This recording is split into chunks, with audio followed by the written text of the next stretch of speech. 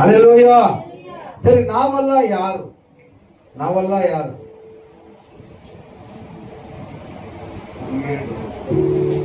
ನಿಮ್ಮ ಮನೇಲಿ ನೀವು ನಿಮ್ಮ ಗಂಡನಿಗೆ ಹೆಂಡತಿ, ನಿಮ್ಮ ಮಕ್ಕಳಿಗೆ ತಾಯಿ ಆಗಿರ್ಲಿ, ಸಭೆಯಲ್ಲಿ ಬಂದ್ಮೇಲೆ ನಾವೆಲ್ಲ ಯಾರು? ದೇವರ ಮಕ್ಕಳು. ಹಲ್ಲೆಲೂಯಾ. ಬರೀ ದೇವರ ಮಕ್ಕಳು ಮಾತ್ರ ಅಲ್ಲ, ಮಕ್ಕಳಿಗೆ ಕೆಲವೊಂದು ಜವಾಬ್ದಾರಿಗಳನ್ನು ದೇವರು ಕೊಟ್ಟಿರ್ತಾರೆ. ಆಮೇನ್. ಮಕ್ಕಳಾಗುವ ಅಧಿಕಾರ ನಾವು ಭರವಸೆ ಇಟ್ರಿ. ಸರಿ, ನಮ್ಮ ಭರವಸೆ ಯಾತ್ರದಿಂದ, ನಾವು ನಂಬಿದ್ದು ಯಾತ್ರದಿಂದ,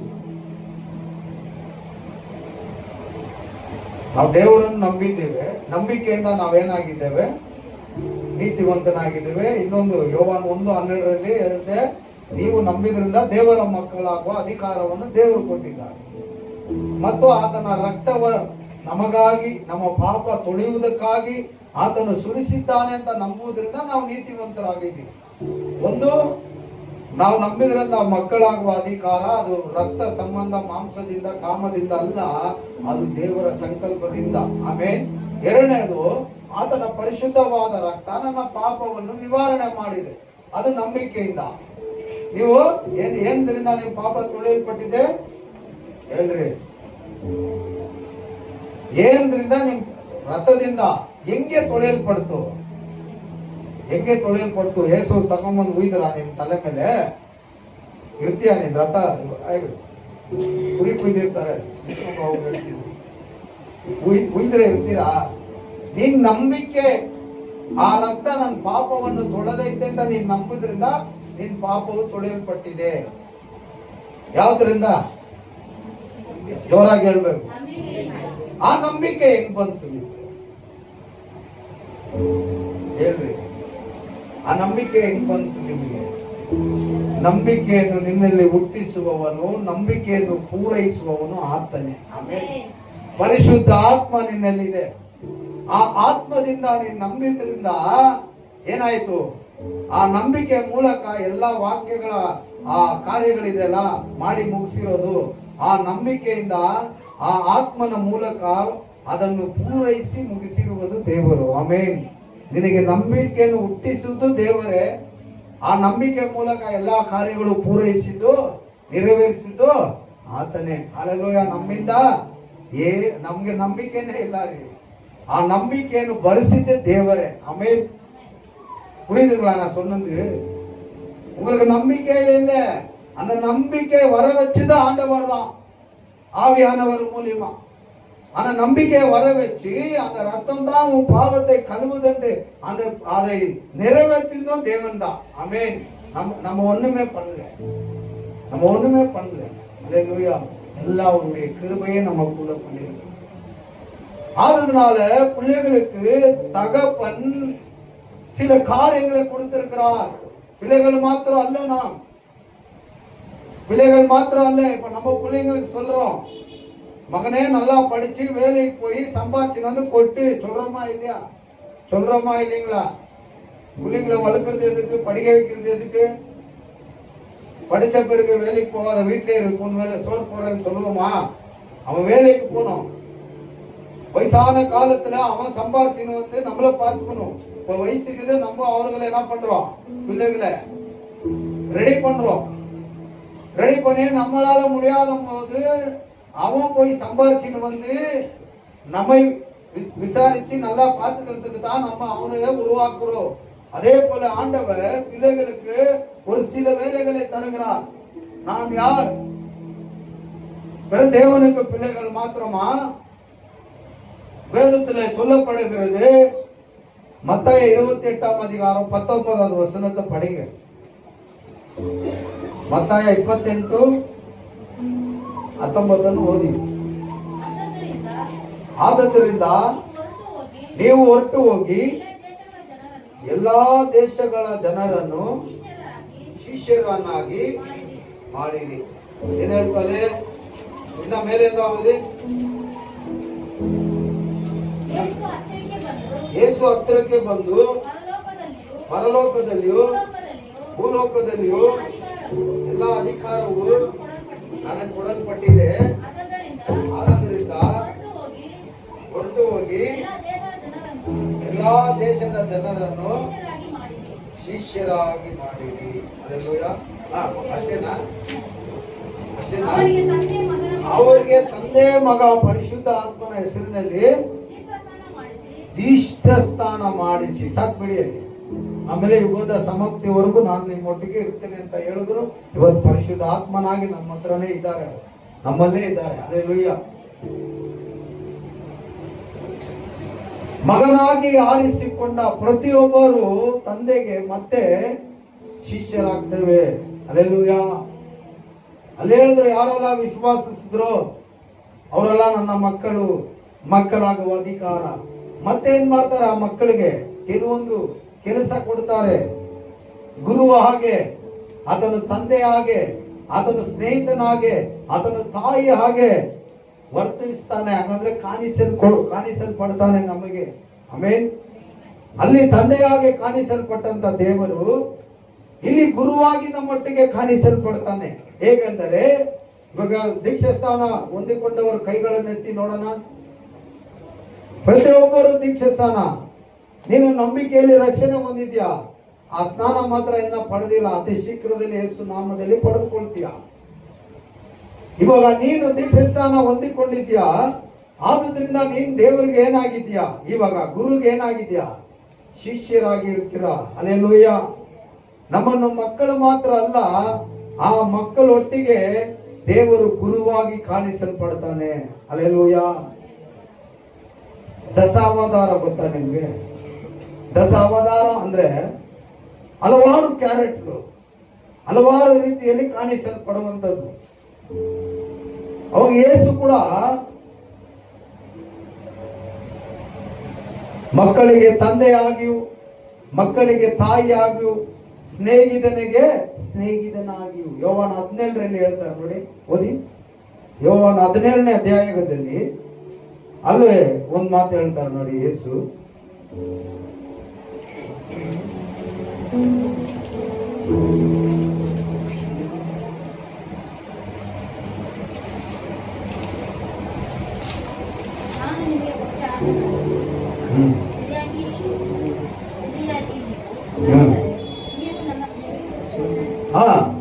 ನಾನು ಎಲ್ಲಿ ಓದ್ರಿ? ಅದು 15, 14 ನಾನು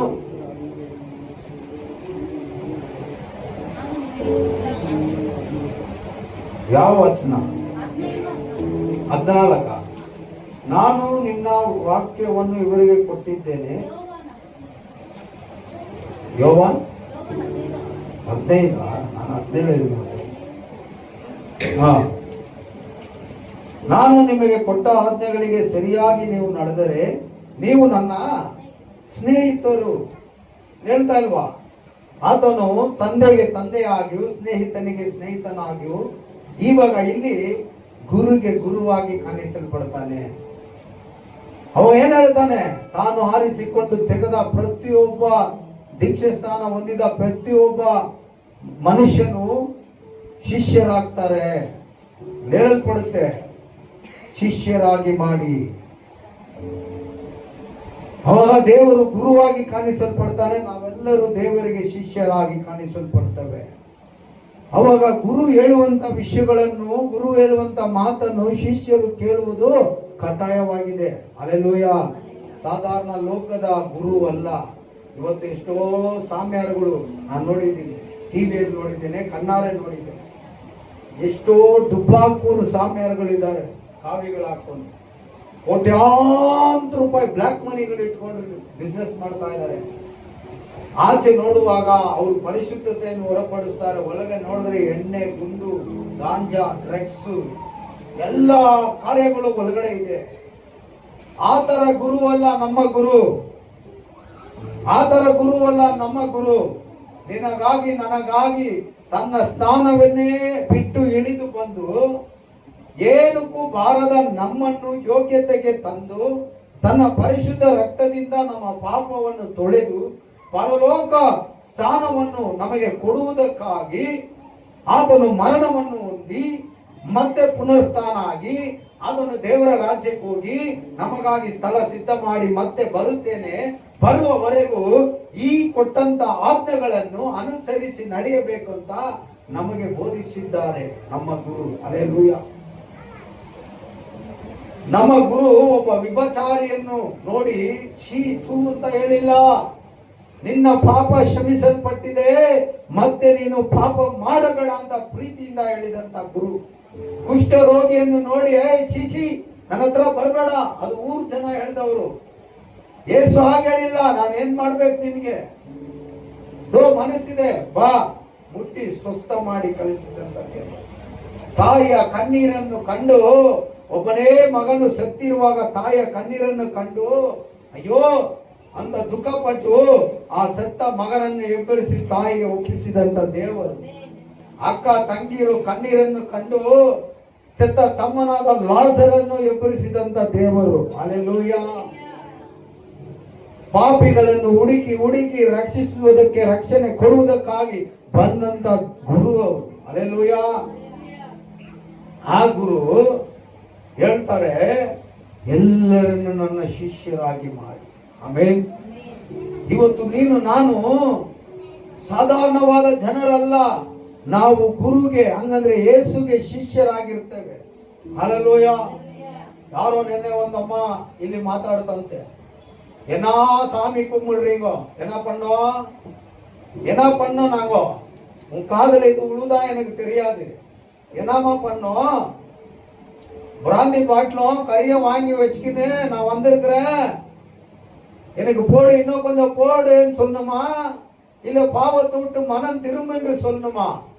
ವಾಕ್ಯ ಹೇಳುತ್ತೆ, 1 ಕೊರಿಂಥರ್ ಹೇಳುತ್ತೆ, ನಾಶನದ ಮಾರ್ಗದಲ್ಲಿ ಇರುವವರಿಗೆ ಶಿಲುವೆಯ ಮಾತು ಹುಚ್ಚು ಮಾತಾಗಿದೆ, ನಮಗಾದರೂ ಅದು ಬಲವುಳ್ಳದಾಗಿದೆ. ಆಮೆನ್. ಹಲ್ಲೆಲೂಯಾ. ಹೇಳೋರು ಹೇಳ್ಕೊಂಡು ಹೋಗಲಿ. ಅತಿ ಶೀಘ್ರದಲ್ಲಿ ಅಳಿವೆಲ್ಲಿ ಹೋಗುವವರೇ ಈ ರೀತಿ ಮಾತಾಡೋದು, ದೇವರಿಗೆ ಅಧಿಕವಾಗಿ ವಿರೋಧವಾಗಿ செயல்ಪಡೋದು, ಅತಿ ಶೀಘ್ರದಲ್ಲಿ ಮಣ್ಣಿಗೆ ಮಣ್ಣಾಗುವವರೇ ಈ ಮಾತುಗಳು ಮಾತಾಡೋರು. ಕಸ ಹಂಗೆ ಲೋಡಾಗಿ ತಂದು ಹಾಕ್ಬಿಟ್ಟಿದೀವಂತೆ. ಇವತ್ತು இன்னைக்கு இங்க சர்ச் இருக்கிறதுனால எவ்வளவு கிளீனா இருக்குது ரோடு. இங்க சர்ச் இருக்கலன்னா குப்பை நாரிட்டுக்கும் இந்த இடம், நாரிட்டுக்கும் இந்த இடம். மனுஷனுக்குள்ள இருக்கிற குப்பையை தூக்கி ஃபர்ஸ்ட் போடுங்க. உங்க மனசுல இருக்கிற குப்பைகளை தூக்கி போடுங்க. ரெண்டாவது குப்பை பத்தி நம்ம பேசலாம். ஹல்லேலூயா. தேசம் சுத்தமா இருக்கிறதுக்கும், தேசத்துல இருக்கிற பிள்ளைகள் சுத்தமா கெட்ட பழக்கம் விட்டு போகிறதுக்கு தாங்க சர்ச்சு. எந்த சாமியை கும்பிட்டுட்டோம், எந்த சாமியை கும்பிட்டுட்டோம்? பாவத்துல இருக்கிறவர்களை மீட்டு எடுத்தாரு அந்த சாமியை தான் கும்பிட்டுக்கிறோம். பாவத்தை செய்யன்னு சொல்லுகிற அந்த சாமியை கும்பிடல, நாங்க உயிரோடு இருக்கிற சாமியை கும்பிட்டுக்கிறோம். ಹಲ್ಲೆಲೂಯಾ. 1 ಕೊರಿಂಥರ್ 1ನೇ ಅಧ್ಯಾಯದಲ್ಲಿ ಹೇಳಲ್ಪಡುತ್ತೆ, ಏನಂತ ಹೇಳಲ್ಪಡುತ್ತೆ? ಓದಿ ನೋಡಿ, ಓದಿ ನೋಡಿ. ಅಂತವರಿಗೆ ದೇವರು ಒಂದು ಮಾತು ಹೇಳ್ತಾರೆ. 1 ಕೊರಿಂಥರ್ 1ನೇ ಅಧ್ಯಾಯದಲ್ಲಿ 18ನೇ ವಾಕ್ಯ ಓದಿ. 18. ಶಿಲುಬೆಯ ವಿಷಯವಾದದ್ದು, ಹಂಗಂದ್ರೆ ಯೇಸುವ ವಿಷಯವಾದದ್ದು ಮಾತು ನಾಶನದ ಮಾರ್ಗದಲ್ಲಿರುವವರಿಗೆ ಹುಚ್ಚು ಮಾತಾಗಿದೆ. ನರಕವನ್ನು ನೋಡಿ ಹೋಗುವವರಿಗೆ, ನಾಶವಾಗುವವರಿಗೆ ಅದು ಹುಚ್ಚು ಮಾತಾಗಿದೆ. ನಾವು ರಕ್ಷಣೆ ಹೊಂದಿರುವ ನಮಗಾದರೂ ದೇವರ ಬಲ ಶಕ್ತಿಯಾಗಿದೆ. ಹಲ್ಲೆಲೂಯಾ. ಲೋಕದಲ್ಲಿ ಇರುವ ಅಂತ ಸೈತಾನ ಕ್ರಿಯೆಗಳಿಗೆ ಎದುರುವುದಕ್ಕಿಂತ ನಮ್ಮಲ್ಲಿರುವ ದೇವರ ಆತ್ಮಕ್ಕೆ ಎದುರುವುದು ಒಳ್ಳೆಯದು. ಹಲ್ಲೆಲೂಯಾ. ಲೋಕದಲ್ಲಿ ಇರುವಂತಹ ಸೈತಾನ ಆತ್ಮವನ್ನು, ದೇಹವನ್ನು ಕೊಂದು ಆತ್ಮವನ್ನು ಕೊಲ್ಲಲಾರದೆ ಅವನಿಗೆ ಎದುರುವುದಕ್ಕಿಂತ ಆತ್ಮ ದೇಹ ಎರಡನ್ನು ಕೊಲ್ಲುವ ದೇವರಿಗೆ ನಾವು ಎದುರುವವರಾಗಿರೋಣ. ಯಾರಿಗೂ ಎದುರೋದು ಬೇಡ, ಯಾರಿಗೂ ನಾವು ಎದುರೋದು ಬೇಡ. ಸೌಂಡು ಅದು ನಮ್ಮಿಷ್ಟ, ನೀವೇನ್ ಬೇಕಾದ್ರೂ ಮಾಡ್ಕೊ.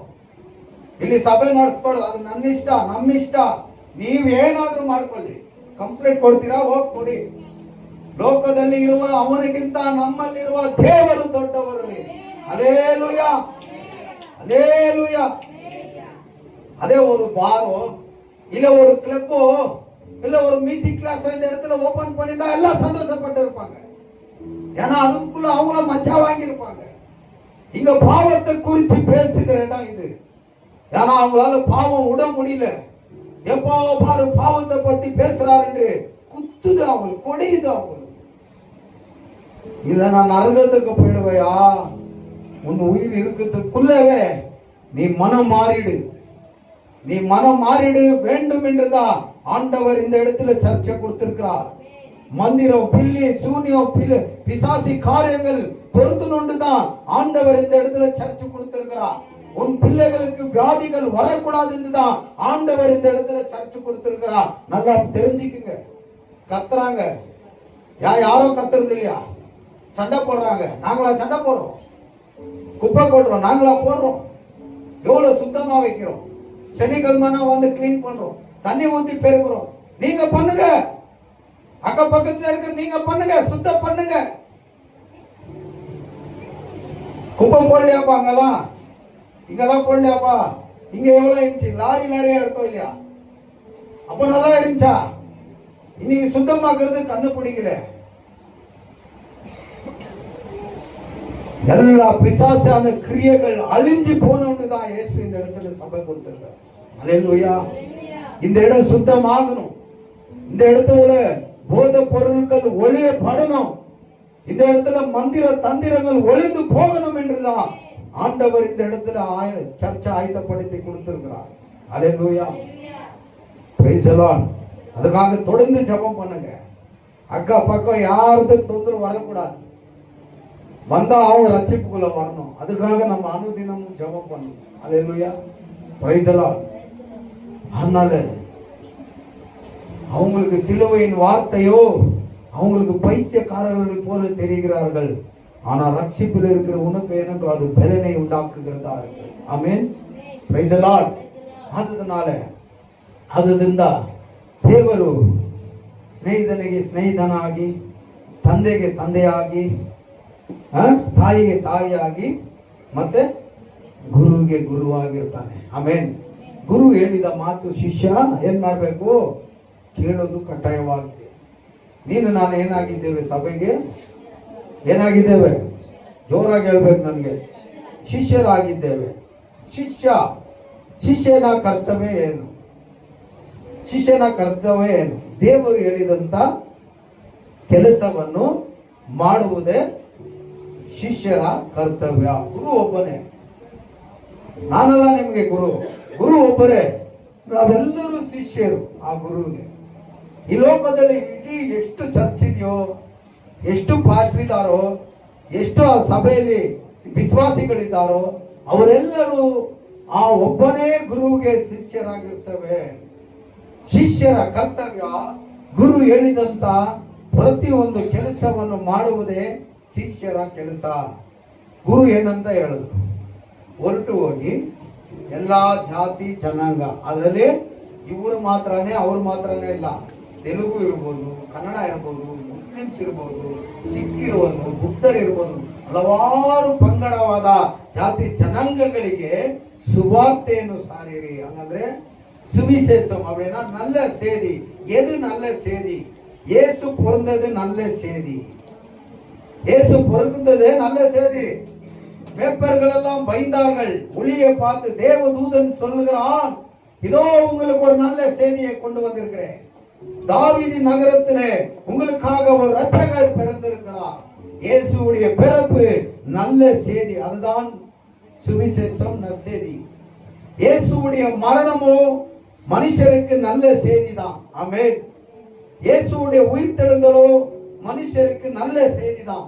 இயேசுவுடைய போதனையோ மனிதர்களுக்கு நல்ல செய்தி தான். இந்த நல்ல செய்தி, இந்த இயேசுவுடைய அன்பை, இயேசு செய்த காரியங்களை அநேகருக்கு சொல்றதுக்கு தான் உன்னை எண்ணி அந்த குரு சிஷ்யராக மாத்துங்க என்று சொன்னார். அல்லேலூயா. இன்னைக்கு நீ நான் சிஷ்யர்கள் எவ்வளவு பேருக்கு சுவிசேஷத்தை சொல்லி இருக்கிறோம்? வசனம் சொல்லுச்சா? ஓதி மத்தாಯ 28. ಆದದರಿಂದ ಹೊರಟು ಹೋಗಿ, நல்ல கவனிங்க, ಆದದರಿಂದ ನೀವು ಹೊರಟು ಹೋಗಿ, ನಾವು ಹೋಗಿ ಎಲ್ಲಾ ದೇಶಗಳ ಜನರಿಗೆ ಶಿಷ್ಯರಾಗಿ ಮಾಡಿ ಅವರಿಗೆ ತಂದೆ ಮಗ ಪರಿಶುದ್ಧ ಆತ್ಮನ ಹೆಸರಿನಲ್ಲಿ ದೀಕ್ಷೆ ಸ್ನಾನ ಮಾಡಿ. ಎಲ್ಲಾ ದೇಶಗಳ ಜನರ ಬಳಿಗೆ ಹೋಗ್ಬೇಕು ನಾವು. ಎಲ್ಲ ದೇಶದ ಜನರು ಬೇಡ, ಬಿಟ್ಬಿಡಿ ನಮ್ಗೆ. ಅಲ್ಲೆಲ್ಲೂಯ್ಯ, ನಾವು ತುಂಬಾ ಬಿಸಿ. ನಾವಿರುವಂತ ಅಕ್ಕಪಕ್ಕ ಹೋಗಿ ಯಾವತ್ತನ ಸುವಾರ್ತೆಯನ್ನು ಸಾರಿದೀವ? ನಮ್ಗೆ ದೇವರು ಹೇಳಿದ್ರು ಎಲ್ಲಾ ದೇಶಕ್ಕೆ ಹೋಗ್ರಿ ಅಂತ. ಯಾರಪ್ಪನೋ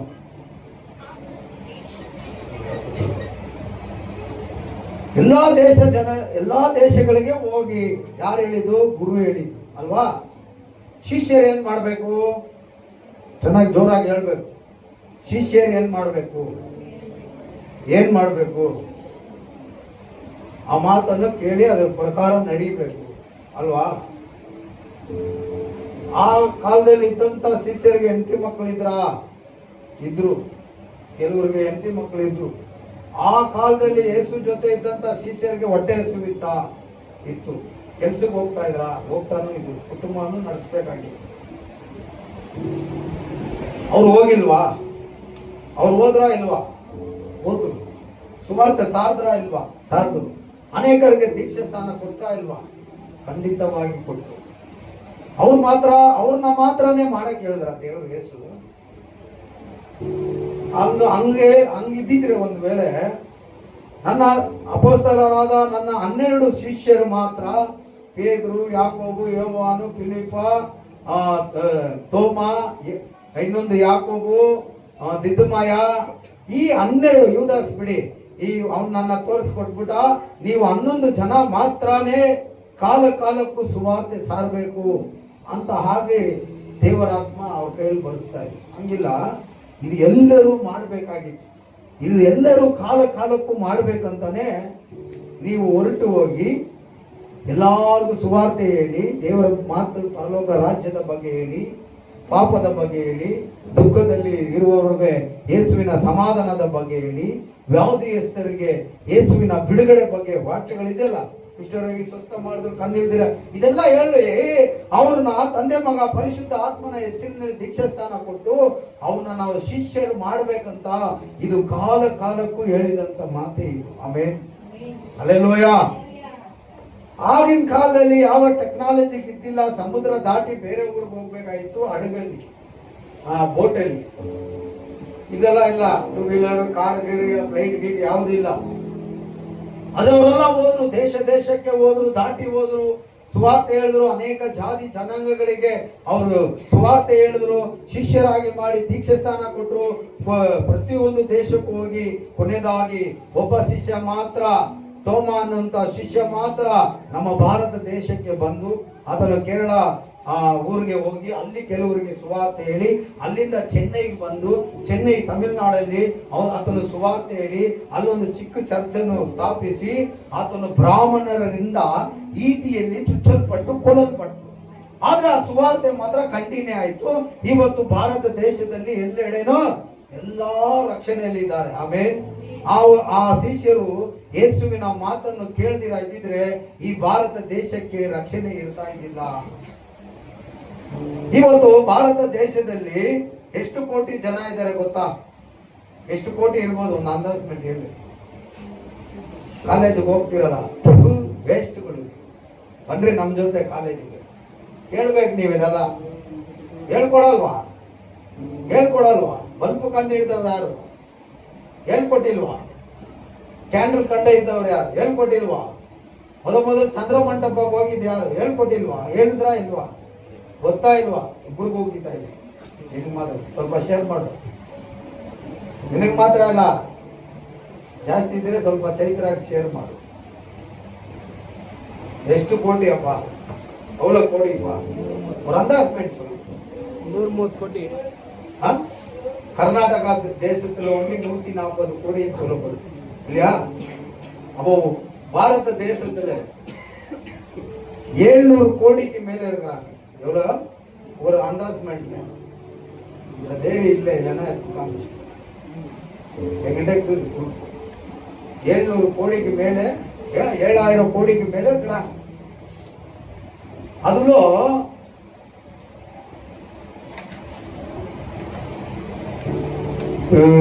40%, 30% முஸ்லிம்ஸ்.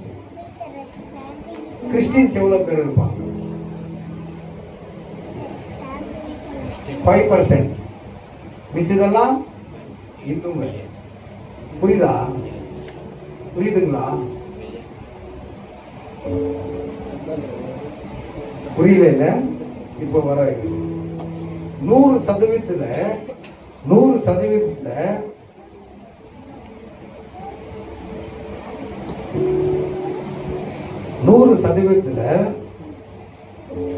80% இந்துக்கள் இருக்கிறாங்க பாரத தேசத்துல. எவ்வளோ? வேர்ல்டுல கனெக்ட் பண்ணா முஸ்லிம் கிறிஸ்டின் தான் ஜாஸ்தி வரும்.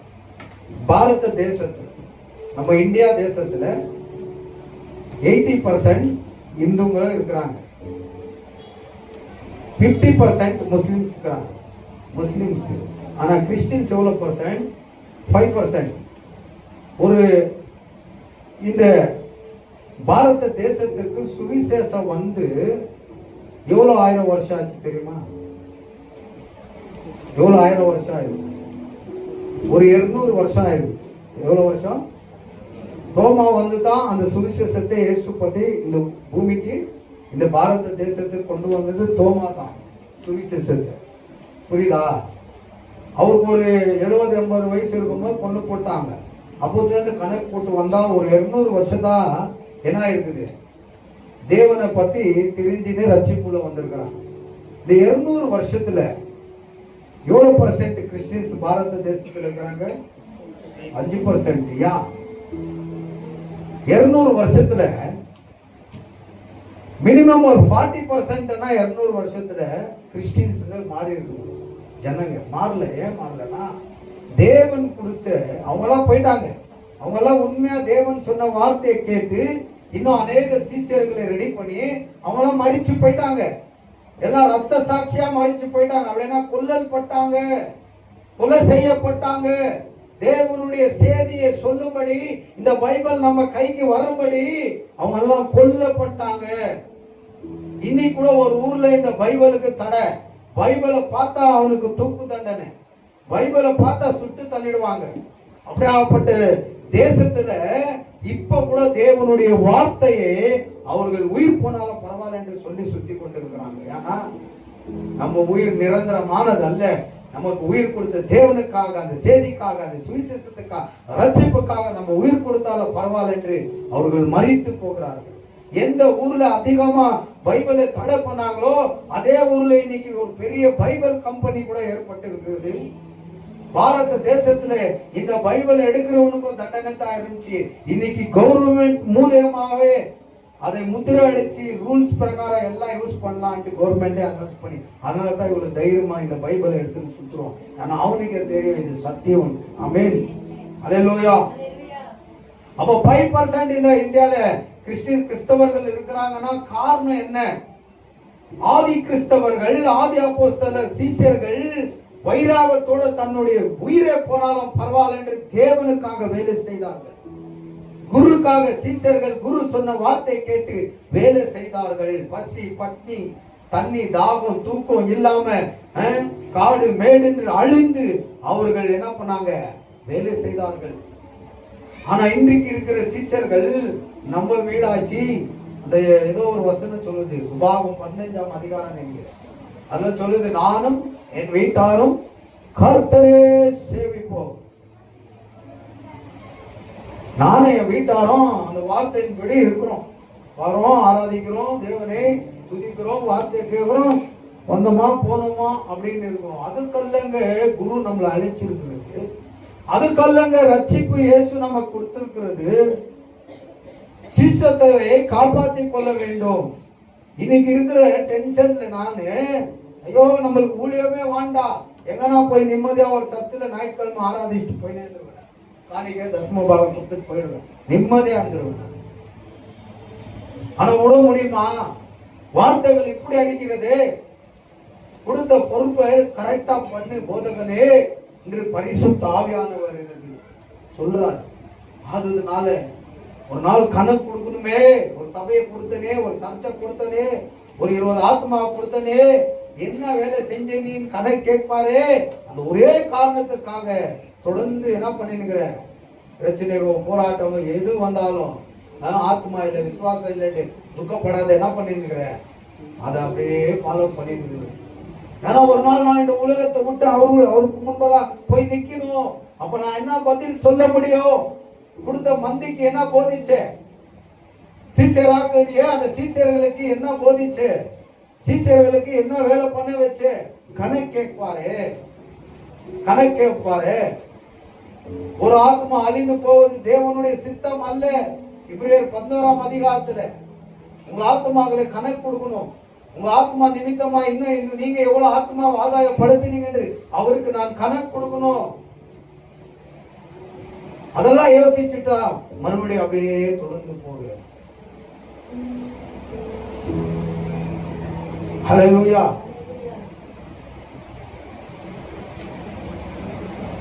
அப்போ குரு சொன்ன வேலைகள் இந்த பாரத தேசத்தில் இருக்கிற சீசர்கள் சரியா செய்து கொண்டு இல்லாத பட்சத்தினால கிறிஸ்தவர்களுடைய மெஜாரிட்டி 5% போய் கொண்டிருக்கு. 5%. எல்லா தேசத்துக்கு போங்கன்னு சொன்னார். எல்லா தேசத்துக்கு நம்ம போறது வேண்டாம். எல்லா தேசத்துல இருக்கிறாங்க சீசர்கள், அவங்க தேசத்துல பாத்துக்கிறாங்க. நம்ம தேசத்துல எல்லைகளுக்கு கூட போன்னு வேதம் சொல்றதுல, நம்ம வீட்டு பக்கத்துல நம்ம கூட வேலை செய்யறவங்க, நம்ம கூட படிக்கிறவர்களுக்கு நாம் சீசத்தை பத்தி சொல்லியிருக்கிறோமா? இயேசு பத்தி சுவிசேஷம் கொஞ்சம் யோசிங்க.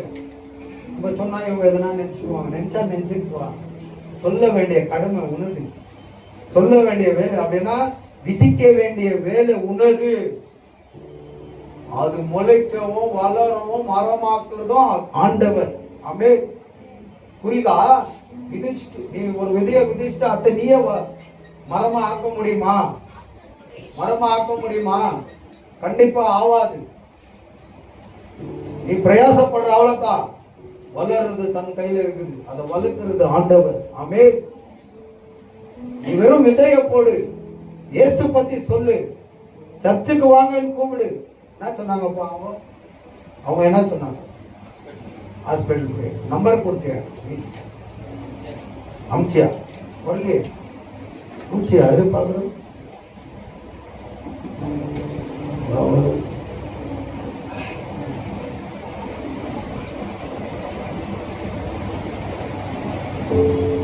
எப்போ அமிச்சப்பா? நான் எப்போ கேட்டேன்?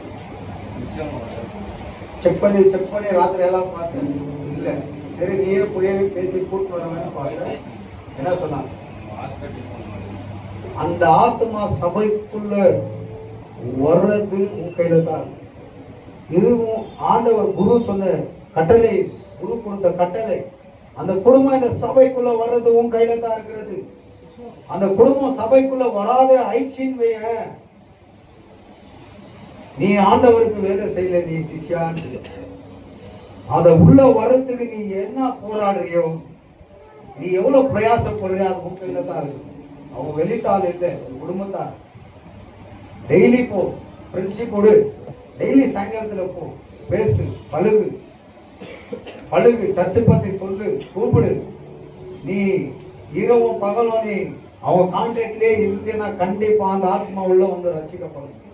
ஹல்லேலூயா. அவன் சொன்ன கஷ்டத்தெல்லாம் நான் கேட்டேன், பிரச்சனையெல்லாம் கேட்டேன். எங்கெங்கயோ போய் பிரச்சனை வந்து பின்வாங்கி போயிட்டாங்க, ரட்சிப்பை எழுதுட்டாங்க. அந்த விலையேற பெற்ற ரட்சிப்பு உங்களுக்கு எப்படி கிடைச்சதுன்னு வெள்ளிக்கிழமை நான் சொல்லியிருக்கிறேன். கண்ணில் தண்ணி வந்துச்சு அவங்க. இன்னைக்கு அந்த ஆத்மா உள்ள வரணும்னா அது உன் கையில தான் இருக்குது. அந்த ஜவாப்தாரி நம்ம யாரு? இயேசுக்கு ஜோரா சொல்லு. சிஷ்யருடைய வேலைனா ஆத்மா ஆதாயம் பண்ணுறது, ರಕ್ಷೆಪುಗಳ ಕೊಂಡು ಬರೋದ ಶಿಷ್ಯರುಗಳ ಮೇಲೆ. ನೀವು ಎಷ್ಟು ಚೆನ್ನಾಗಿ ಸುವಾರ್ತೆ ಹೇಳಿದ್ದೀರಿ. ಎಷ್ಟು ಜನ ಫ್ರೆಂಡ್ ಇದ್ದಾರೆ ನಿಮಗೆ? ಬೇಗ ಹೇಳ್ಬೇಕು, ಟೈಮ್ ಇಲ್ಲ. ಎಷ್ಟು ಜನ ಇದ್ದಾರೆ? ಹೌ ಮಚ್ ಫ್ರೆಂಡ್ಸ್ ಹೇಳು, ಎಷ್ಟು ಜನ ಇದ್ದಾರೆ? ಗರ್ಲ್ ಫ್ರೆಂಡಾ ಬಾಯ್ ಫ್ರೆಂಡಾ ಅಂತ ಹೇಳಿ. ಸರಿ, ಬಾಯ್ ಫ್ರೆಂಡ್ ಎಷ್ಟಿದ್ದಾರೆ? ಗರ್ಲ್ ಫ್ರೆಂಡ್ ಎಷ್ಟು? ಬಾಯ್ ಫ್ರೆಂಡ್ ಇಲ್ವಾ? ಯಾಕೆ ಬಾಯ್ ಫ್ರೆಂಡ್ಗಳು ಇಲ್ವಾ? ನಾವು ಬಾಯ್ ಕಾದಲರ್ಸ್ ಹೇಳಿಲ್ಲ, ಫ್ರೆಂಡ್ಸ್. ಫ್ರೆಂಡ್ಸ್ ಒಂದು ಅಣ್ಣನಾಗಿ, ಒಂದು ತಮ್ಮನಾಗಿ, ಒಂದು ಫ್ರೆಂಡ್ಸ್ಗಾಗಿ ತನ್ನ ಜೀವ ಕೊಟ್ಟು ಅಂತ ಫ್ರೆಂಡ್ಸ್ ಎಷ್ಟು ಜನ ಇದ್ದಾರೆ? ಯಾರು ಇಲ್ಲ. ಗೆಲ್ಸೇನಿಲ್ವಾ? ಹುಷಾರು, ಒಬ್ಳೆ ಹೋಗ್ತಾಳೆ, ಒಬ್ಳೆ ಬರ್ತಾರೆ, ಕರ್ಕೊಂಡು ಹೋಗ್ಬಿಟ್ಟು ಕರ್ಕೊಂಬ, ಕಿಡ್ನಾಪ್ ಮಾಡ್ಕೊಂಬಿಡೋ. ಜೊತೆ ಫ್ರೆಂಡ್ ಕಂಡಿದ್ರೆ ಕಿಡ್ನಾಪ್ ಮಾಡೋದು ನೋಡ್ತಾನೆ, 4 ಜನ ಅಂತ ಹೋಗ್ಬಿಡ್ತಾನೆ ಪಾಪ. ನಾವು ಬೆದ್ದ ಪುಳ್ಳೆ ಒಳಗಾಗ್ಬಿಡ್ತಾರೆ. ನಿನ್ನಗೂ ಫ್ರೆಂಡ್ಸ್ ಇಲ್ವಾ? ಎಷ್ಟು ಜನ ಇದ್ದಾರೆ ಫ್ರೆಂಡ್ಸ್? ಬೇಗ ಟಕ್ಕಂತ ಕಾಲೇಜಲ್ಲಿ ಇರೋರು ಕೇಳಿಲ್ಲ, ನಿನ್ ಜೊತೆ ಓದೋವರು, ಬರೋವರು, ಪಳಗೋವ್ರನ್ನ ನಾನು ಕೇಳ್ತಾ ಇದ್ದೀನಿ. ಒಬ್ಳು ಕ್ರಿಸ್ಟಿನ ಹಿಂದೂ ನೋಡಿ, ಕ್ರಿಸ್ಟಿಯನ್ಸ್ ಅವರು ನೋಡ್ದಾ, ನಾನೇನಿಲ್ವಾ ಅವ್ರಿಗೇನಕ್ಕೆ ವಿಶೇಷ ಇಲ್ಲ. சோத்ர தேடி பிடிச்சி ஒரு கிறிஸ்தவரே எனக்கு ஃப்ரெண்டு. அப்ப நான் சொல்ல மாட்டேன், கூப்பிடுவேன். உன் டீச்சருக்கு சொல்லு இயேசு பத்தி போட்டோ. அல்லேலூயா. உங்களுக்கு இல்லையாப்பா? எல்லாம் கிறிஸ்டியன்ஸ் தானா? ரோபர்ட், ரிச்சர்ட், ஜான் இப்படியா இருக்கிறாங்க? சொன்ன கன்சாமி, முன்சாமி, குட்சாமி இருக்கிறாங்களா இல்லையா? ஏழ்மலை இப்படியெல்லாம் இல்லையா? கணேஷா இப்படியெல்லாம் இல்லையா? ஆறுமுகா அப்படியெல்லாம் இல்லையா? வேற எப்படி இருப்பான்? டிங் டாங் டங் அப்படியா? அவன் அங்க இருக்கிறான், சைனா தேசத்துக்கு. டிங் டாங், அந்த ஸ்பூன் கீழே வந்தா சவுண்ட் வந்து பாரு, எப்படி வரும்? டிங் டாங். அந்த பேர் தான் அவங்களதெல்லாம். எப்படிதா? உன் கூட இயேசு பத்தி தெரியாத இருக்கிறானே, அவனுக்கு இயேசு பத்தி சொல்லு. உன் கூட வீணா வெட்டியா சுத்துறானே, கதை பேசிக்கிட்டு அவனு நீ ஆலயத்துக்கு கூப்பிடு. அவன் வரானோ வர்றதில்ல, அது 2 செகண்டரி. உன்னை ஆண்டவர் இந்த சர்ச்சில் சீஷனாக மாத்தினது எதுக்கு தெரியுமா? உன் கூட இருக்கிற ஃப்ரெண்ட்ஸுங்களை சீஷராக மாத்துறதுக்கு தான் உன்னை ஆண்டவர் தேர்ந்தெடுக்கிறார். புரியுதுங்களா? நீங்க சாதாரண மனுஷர்கள் அல்ல. முதல் பாடலே ஆராதனையில பாடணும். ஒன்னுத்துக்கும் வராத நம்மை எல்லாத்துக்கும் தகுதி உள்ளவர் என்று அவர் நம்மை தேர்ந்தெடுத்திருக்கிறார். ஆமென், ஆமென். இந்த உலகம் நம்ம வேஸ்ட்னு சொல்ல அளவுக்கு நம்ம இருந்தோம். ஆனா அவர் நீங்க தான் பெஸ்ட்னு சொல்லி நம்மளை தேர்ந்தெடுத்திருக்கிறார். அல்லேலூயா. எதுக்குன்னா அவருடைய வேலை செய்யறதுக்கு. அவருடைய பிள்ளை தான். பெற்றோர்கள் பேச்சு பிள்ளைகள் கேட்காதா? கேட்குறாங்களா? கேட்க மாட்டாங்களா? காலேஜுக்கு போனோம், கேட்கணுமா வேண்டாவா? வேலைக்கு போனோம், கேட்கணுமா வேண்டாவா? படி கேட்கணுமா வேண்டாவா? அங்க போவாத கேட்கணுமா வேண்டாம்? அதே போல குரு அப்பா தன்னுடைய பிள்ளைகளுக்கு சீசத்தை கொடுத்திருக்கிறா. அதை பத்திரமா காப்பாத்திக்கணும், பத்திரமா காப்பாத்திக்கணும். சீஷர்கள் இன்னொரு சீஷர்களை உருவாக்கலன்னா நீங்க சீசத்திற்கு லாய்க்கு இல்லை, வேஸ்ட் என்று அர்த்தம். அதனால நீங்க படிக்காதீங்க, வேலைக்கு போவாதீங்க, இதுக்கு நான் சொல்லுவே இல்லை. ஒரு நாள் தர்மஸ்தலான்னு நினைக்கிறேன், கோவாக்கு போயிட்டு ட்ரெயின்ல வந்து நின்றேன். வேலைக்கு போயிட்டு வர வழியில ஒரு குக்கை சுப்பிரமணி என்ற ஒரு கோயிலுக்கு அடிக்குது. அங்க ஒரு ரயில்வே ஸ்டேஷன் இருக்குது. அந்த ஸ்டேஷன்ல எல்லாம் மொட்டை அடிச்சு உதிராட்சி கொட்டைகளை இவ்வளவு போட்டுக்கிட்டு மோந்துருவங்க பொட்டுங்க எடுத்து நிறைய பக்தர்கள் ஏறினார்கள்.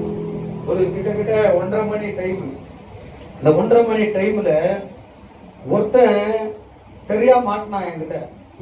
மாட்டும் போது நான் அப்படியே உக்காந்துனே பேசின்னு வரேன். சீட் கொடுத்தேன், சீட்ல பேசினே வரேன். எங்க போனேன் என்ன வந்து இது ஏனும் அது இது அந்த இது அது போன்றவரை போட்டுக்கிறான் விரலுக்குள்ள கச்சா முச்சான்னு. இது என்னன்னா இவ்வளோ கழுத்துல இது அந்த கோயிலுக்கு போனேன், அங்க தரிசனம் பண்ணேன், இங்க வாங்கினேன், அங்க எல்லாம் சொல்லிட்டு கடைசியில அவனுடைய பேக்ரவுண்ட துக்கத்தை சொல்லும் போது, ஏன்டா இவ்வளோலாம் அங்க பிரகாசனை பண்ணிட்டு வந்தியே, ஒரு சாமியும் துக்கத்தை போக்கலையா? போக்குச்சா போக்கலையா? இல்லைன்றான். என்னத்துக்கடா? ஒருத்தர் இருக்கிறாரு, கேள்றா, என் வாழ்க்கையை மாத்தினவரு, அவரை பத்தி நான் சொல்றேன் பாரு, நான் எப்படி இருந்தேன், நான் என்ன யாரு என்னான்ட்டு என் ஜாதகத்தை சொல்றேன் கேள்வி, இப்போ எப்படி இருக்கிறேன் நான் சொல்றேன் கேள்வி, யாரு மூலியமா எல்லாம் சொல்லினே வந்து 1 hour 1.25 hour டைம். என்னை மேல் சீட்ல உட்காந்து ஒருத்தர் நோட்டேட் பண்ணினே இருக்கிறார், படுத்துக்குன்னு பார்த்துனே இருக்கிறார். அவனும் இந்து தான். அவனை கொஞ்சம் 1 hour விட்டான். எப்படி பார்த்தான் இல்லையா? சூப்பரா சொல்லினுக்கிறேன்றான். அவன் ரசிக்கப்பட்டவனா யாருன்னு எனக்கு தெரியாது, நல்ல கவுன்சிலிங் கொடுத்துனுக்கிறேன்றான். அவன் இப்படின்றான். என் ஃப்ரெண்டு பார்த்தா ஒருக்கா இஷ்டுக்கிறான், ஃபுல்லா குடிச்சிட்டு தூங்கிட்டு இருக்கிறான். ஆனா இவன் கடைசியா என்ன பண்ணிட்டான் தெரியுமா? ஐயோ அண்ணா நான் ஏன் ಮಾಡ್ಬೇಕು ಹೇಳಣ್ಣ, ಇವಾಗ ಎಲ್ಲ ತೆಗೀನೆ ಎಲ್ಲ ಕಳ್ಟನ. இது 50 ரூபாய் 100 ரூபாய் அது 250 எல்லாம் சொன்னா எல்லாம் கழட்டினான். அவன் கழுத்துல ஒரு காவி துணி இருந்துச்சு, போட்டான் கீழே, எல்லாத்தையும் மூட்டை கட்டிட்டான். மூட்டை கட்டி அப்படியே ஓடுற ட்ரெயின்ல தூக்கி விசிறிட்டான்.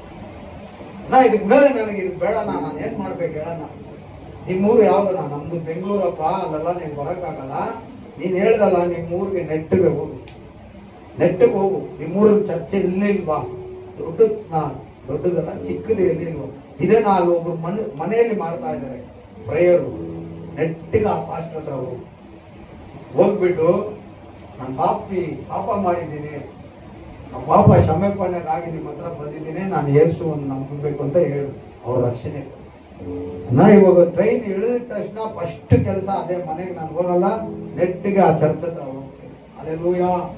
அவன் இங்கதான் வரணும்ட்டு இல்ல, நீ சொல்ற இயேசு ஒருத்தர் தான்ப்பா. சர்ச்சுக்கு அநேகம் இருக்குது சபைங்க, ஆனா எல்லாம் ஒரு நாள் எங்க போகணும்? 4 திசையில இருந்து எங்க போகணும்? ஒரே திசைக்கு, தேவனுடைய ராஜ்யத்துக்கு தான் போகணும். நீ எங்க உன் ஃப்ரெண்டு அங்க ஐயோ அவ்வளவு தூரம் வர முடியாது, வாண்டா இங்கதான் வரணும்னு இல்ல.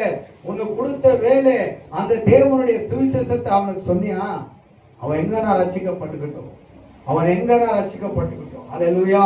இங்கதான் ரட்சிக்கப்படணும்ட்டு இல்ல.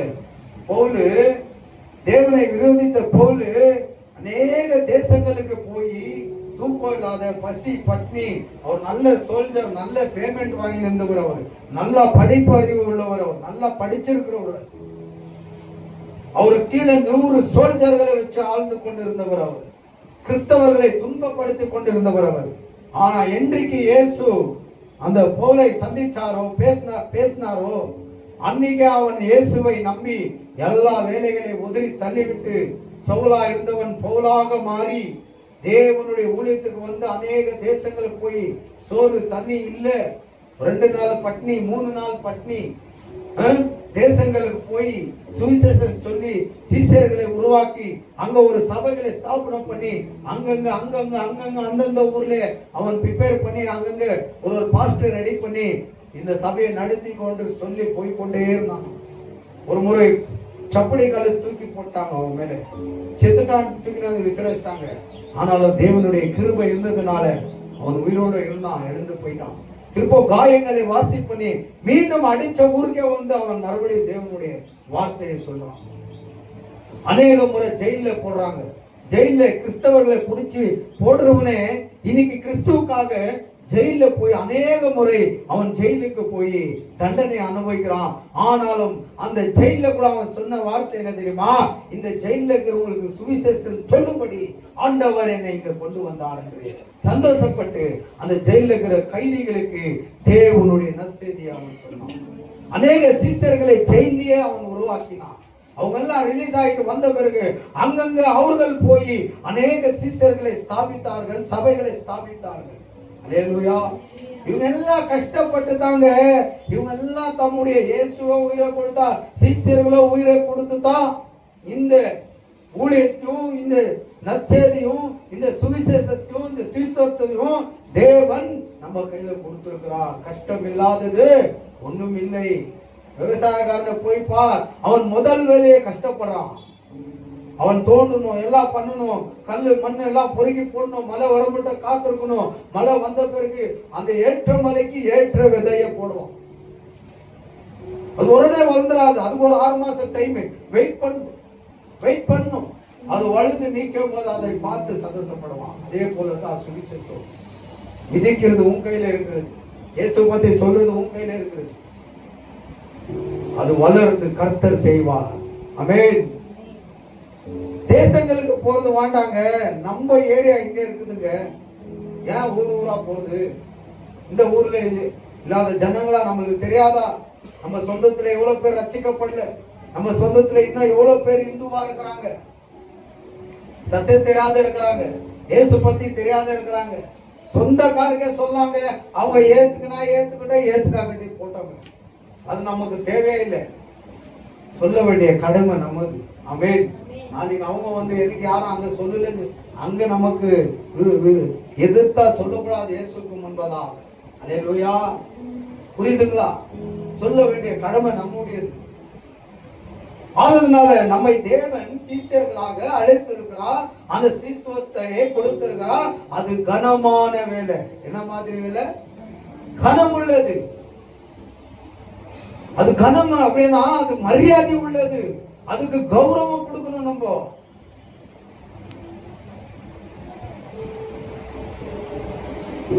பாருங்க, சர்ச்சு ஃபுல்லு ஒழுகுது.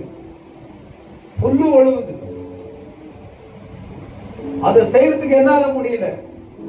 முதல்ல அவனை சந்திர அம்சம் ஏதோ கொடுத்து போட்டு இருக்கான். இப்போ பார்க்கணும், செக் பண்ணணும். மழை வந்த பிறகு ஒழுகுதான்.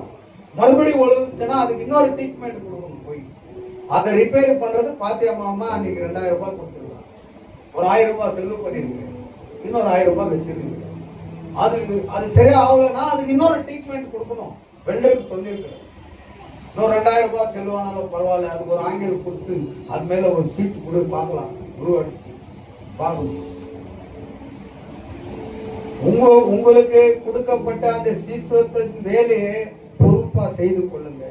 அல்லேலூயா. அது அலட்சமா என்னாதீங்க. அது துக்கமா கூட வருத்தமா கூட நினைக்காதீங்க. அல்லேலூயா. அதுக்கெல்லாம் பலன் உண்டுங்க. அதுக்கெல்லாம் என்ன இருக்குது? பலன் உண்டு. எங்க சொல்லுது? ஒரு வசனத்தை படிங்க. இந்த வசனத்தை படிக்கிறீங்க. 1 கொரிந்தியர் 4:5 படிக்கிறீங்களா? பாருங்க. 1 கொரிந்தியர் 4ನೇ ಅಧ್ಯಾಯ 5ನೇ ವಾಕ್ಯ ಓದಿ.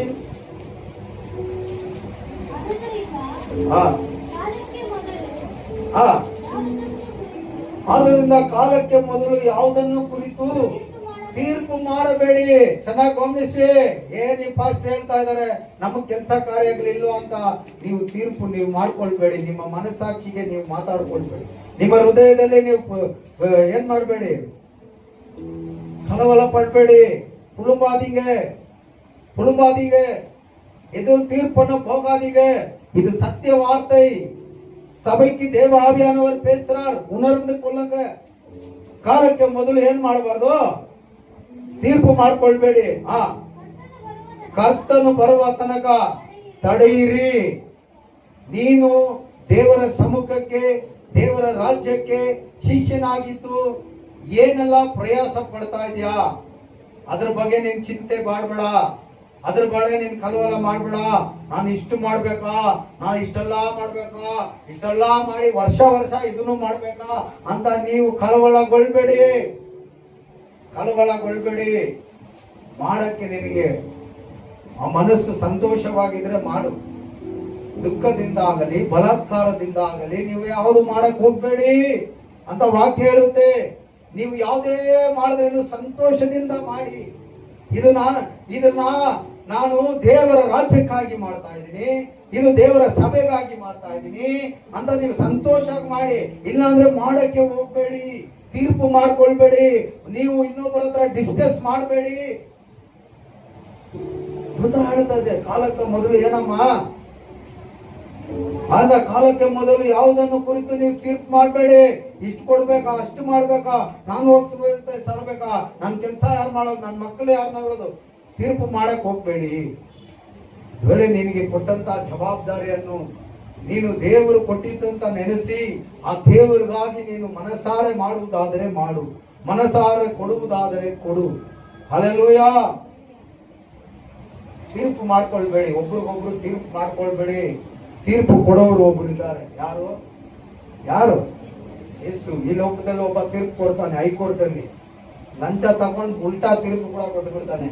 ಆದ್ರೆ ನಮ್ಮ ಚರ್ಚು ಪರ್ಫೆಕ್ಟ್ ಆದ ತೀರ್ಪು ಕೊಡುವ ದೇವರು, ಪರ್ಫೆಕ್ಟ್ ಆದ ನ್ಯಾಯಾಧಿಪತಿ. ಆದ್ರಿಂದ ನೀವೇನ ಮಾಡ್ಕೊಳ್ಬೇಡಿ, ನ್ಯಾಯವನ್ನು ವಿಚಾರಿಸ್ಕೊಳ್ಬೇಡಿ. ನಾನು ಇದು ಮಾಡ್ಬೇಕಾ, ನಾನು ಕೊಡ್ಬೇಕಾ, ಮಾಡಬೇಡ. ನಿನ್ನ ಹೃದಯದಲ್ಲಿ ನೀನು ಸಂತೋಷವನ್ನಾಗಿದ್ರೆ ಮಾಡು, ಕೊಡು, ಇಲ್ಲ ಅಂದ್ರೆ ಬೇಡ. ಬಲಾತ್ಕಾರದಿಂದ ಆಗಲಿ ದುಃಖದಿಂದ ನೀನು ಯಾವುದು ಮಾಡಕ್ ಹೋಗ್ಬೇಡ. ಹಲ್ಲೆಲೂಯಾ. ಆಮೇಲೆ ಕರ್ತನು ಬರುವ ತನಕ ಏನ್ ಮಾಡಿ, ತಡೆಯಿರಿ. ನೀವು ಒಳ್ಳೇದನ್ನು ಮಾಡಿ ದೇವರು ಬರುವವರೆಗೂ ಸ್ವಲ್ಪ ವೆಯ್ಟ್ ಮಾಡಿ. ನನ್ನ ಹತ್ರ ಇಂದ ಯಾವುದು ನೀವು ಬಹುಮಾನ ಎದುರು ನೋಡಬೇಡಿ. ಮದನ್ ಸಾಂಬಳ ಒಳ್ಳೆ ಚರ್ಚ್ ಬಿಟ್ಟು ಶಾಮ್ಲ ಹೋಗಿಲ್ಲ. ಮದನ್ ಹೋದ್ಮೇಲೆ ಶಾಮ್ಲ ಬರ್ತಾನೆ ಇದ್ರು ಒಂದು ತಿಂಗಳವರೆಗೂ. ಆಮೇಲೆ ಅವ್ರು ಏನ್ ಮಾಡಿದ್ರು ಗೊತ್ತಿಲ್ಲ. ಮದನ್ ಯಾಕೆ ಹೋಗಿದ್ದು ಗೊತ್ತಾ? ಚರ್ಚ್ಗೆ ಅವತ್ತು ಓಪನಿಂಗ್ ಆಗಿ ಮಾರನೇ ದಿನ ಯಾಕೆ ಬರ್ತಿಲ್ಲ ಗೊತ್ತಾ? ಅವ್ರನ್ನ ನಾವು ಸನ್ಮಾನ ಮಾಡಿಲ್ಲ ಅಂತ. ಏನ್ ಮಾಡಿಲ್ಲ? ಅವ್ರನ್ನ ಕರೆದು ಇಲ್ಲಿ ನೆಲೆಸಿ ಹೂವಿನ ಹಾರ, ಶಾಲು, ಪೀಠ ಎಲ್ಲ ಇಟ್ಟಿಲ್ಲ ಅಂತೆ. ಯಾಕೆ ಹೇಳಿ? ಇಲ್ಲಿ ಒಂದು ತಿಂಗಳವರೆಗೂ ಈ ಚರ್ಚ್ ಕಾರ್ಯ ನಡೀತಾ ಇದ್ದ. ಡೈಲಿ ಬಂದ್ಬಿಟ್ಟು ಹಿಂಗ್ ಬುಗ್ಗಿ ನೋಡ್ಬಿಟ್ಟು ಹೋದ್ರಲ್ಲ, ಅದಕ್ಕೆ ಇವ್ರಿಗೆ ಸನ್ಮಾನ ಮಾಡ್ಬೇಕು. ಅಯ್ಯೋ, ಚರ್ಚಿಗೆ ಪಾಸ್ಟರ್ ಅಲ್ಲಲ್ಲೇ ಯಾರ ಹತ್ರನೋ ಫೋನ್ ಮಾಡಿ ಸಿಮೆಂಟ್ ಮೂಟೆ ಒಂದು 500 ರೂಪಾಯಿ ಕೊಡಿ ಅಂತ ಕೂಡ ಬೇಡ್ತಾ ಇದಾರಲ್ಲ. ಇದು ಕಣ್ಣಾರೆ ಕಂಡಿದ್ದೀನಲ್ಲ, ಒಂದು ಸಿಮೆಂಟ್ ಮೂಟೆಗೆ ನಮ್ದು ಒಂದು ಭಾಗ ಇರ್ಲಿ ಅಂತ ಕೊಟ್ರಲ್ಲ, ಅದಕ್ಕೆ ಇಲ್ಲಿ ನಾನು ಸನ್ಮಾನ ಮಾಡ್ಬೇಕು. ನಮ್ಮ ಅಳಿಯ ಬೇರೆ ಚರ್ಚ್ ಅವನೇ 30,000 ತಂದು ಕೊಟ್ಟಿದ್ದಾನೆ. ಕಿರಣ್ 20,000 ತಂದು ಕೊಟ್ಟಿದ್ದಾನೆ. ಇವ್ರನ್ನೆಲ್ಲ ನಾನು ನಿಲ್ಸಿ ಇಲ್ಲಿ ಸನ್ಮಾನ ಮಾಡಿದ್ನಾ? ಮಾಲೆ ಹಾಕಿದ್ನಾ? ಕಿರಣ್ಗಾಗ್ಲಿ ಪ್ರಶಾಂತ್ಗಾಗ್ಲಿ ಮಾಲೆ ಹಾಕಿದ್ನಾ? ಏನ್ ಮಾಡಿದೆ? ಬಂದಂತ ಪಾಸ್ಟರ್ಗಳಿಗೆ ಇವ್ರ ಕೈಯಲ್ಲಿ ಸಾಲು ಹಾಕಿಸಿದೆ ಅಷ್ಟೇ. ಇವ್ರಿಗೇನಾದ್ರೂ ಮಾಡಿದ್ನ ನಾನು? ಅವಮಾನ ಮಾಡಿ ಕಳಿಸಿದಂತೆ. ಸನ್ಮಾನ ಎದುರು ನೋಡಿ ಬರೋದಲ್ಲ ರೀ. ದೇವರು ಒಬ್ಬರನ್ನು ಸನ್ಮಾನ ಮಾಡಬೇಕಾದ್ರೆ ಖಂಡಿತವಾಗಿ ಮಾಡ್ತಾರೆ. ದೇವರು ಹೇಳ್ತಾರೆ, ಯೇಸು ಸ್ವಾಮಿ, ಒಬ್ಬನು ನನ್ನ ಸೇವೆ ಮಾಡುವುದಾದರೆ, ಎಲ್ಲಿದೆ ವಾಕ್ಯ ಅದು?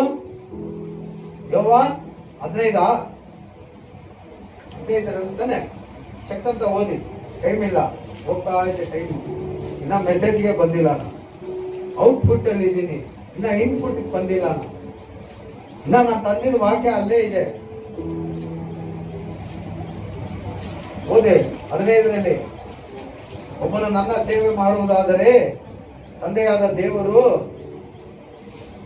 ಅವರನ್ನು ಬಹುಮಾನ ಮಾಡುವನು ಅಂತ ಹೇಳಿದೆ ನೋಡಿ.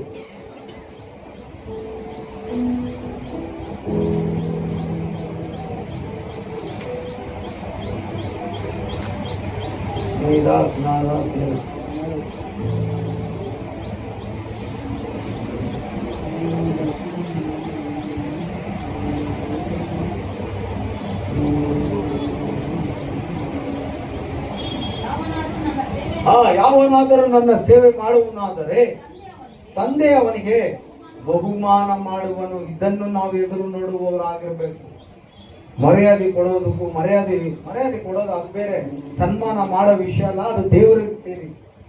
ದೇವರಿಂದ ನಮಗೆ ಸನ್ಮಾನ ಆಗ್ಬೇಕು, ದೇವರಿಂದ ನಮಗೆ ಮರ್ಯಾದೆ ಬರಬೇಕು. ಅಲ್ಲೆಲ್ಲೂಯ್ಯ. ಮನುಷ್ಯರಿಂದ ನಾವು ಎದುರು ನೋಡುವವರಲ್ಲ, ದೇವರಿಂದ ಸನ್ಮಾನವನ್ನು ಎದುರು ನೋಡುವವರಾಗಿರ್ಬೇಕು.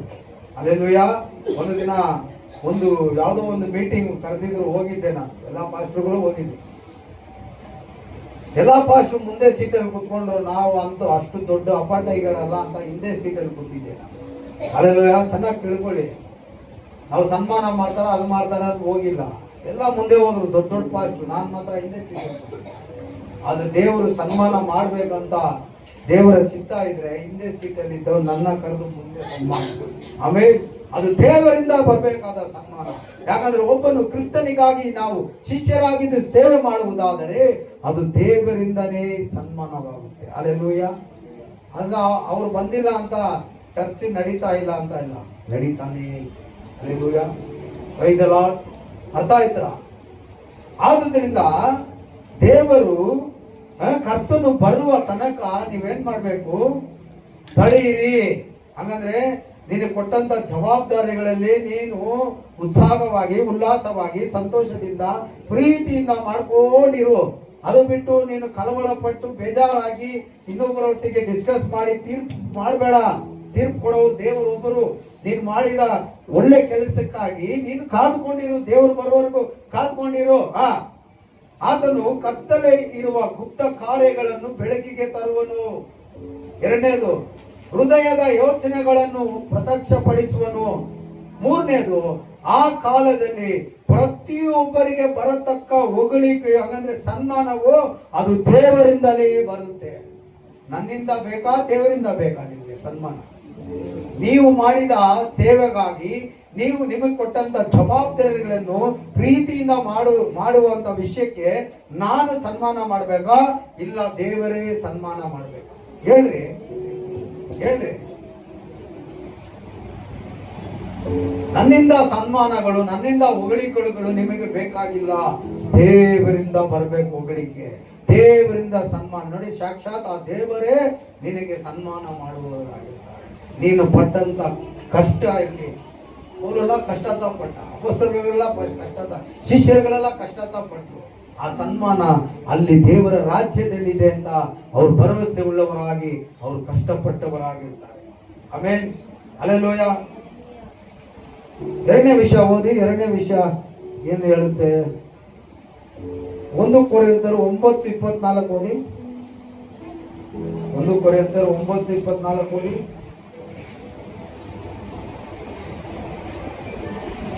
ರಂಗಸ್ಥಳದಲ್ಲಿ ಓಡುವುದಕ್ಕೆ ಗೊತ್ತಾದವರೆಲ್ಲರೂ ಓಡುತ್ತಾದರೂ ಒಬ್ಬನು ಮಾತ್ರ ಬಿರುದನ್ನು ಹೊಂದುತ್ತಾನೆ ಎಂಬುದು ನಿಮಗೆ ತಿಳಿಯದು. ಅವರಂತೆ ನೀವು ಬಿರುದನ್ನು ಪಡೆದುಕೊಳ್ಳಬೇಕಂತಲೇ ಓಡಿರಿ. ಅವ್ರು ಮಾಡಿಲ್ಲ, ಇವ್ರು ಮಾಡಿಲ್ಲ, ಬೇಡ. ನಿಮಗೆ ರನ್ನಿಂಗ್ ರೈಸ್ ಓಡ್ತಾರಲ್ಲ, ಓಡ್ತಾ ಇರುವಾಗ ಮುಂದೆ ಓಡಿ ಓಡಿ ಓಡಿ ಹಿಂದೆ ತಿರುಗಿ ನೋಡ್ತಾನೆ. ಕೆಲವ್ರು ಹಿಂದೆ ಇರ್ತಾರಂತ ನಿನಗೆ ಚಿಂತೆ ಬೇಡ. ನೀ ಎರಗಿಂದ ದಿನಾತ್ಗೆ ಗ್ರೌಂಡ್ எல்லாரும் ஒரே முறை ஓடிட முடியுமா? ஜெயிக்கிறதுக்கு யாருன்னா ஒருத்தன் தான் ஓட முடியும். உனக்கு பின்னால இருக்கிறவங்க பத்தி கவலை வேண்டாம். நீ வந்திருக்கிறது ஜெயிக்கிறதுக்கு.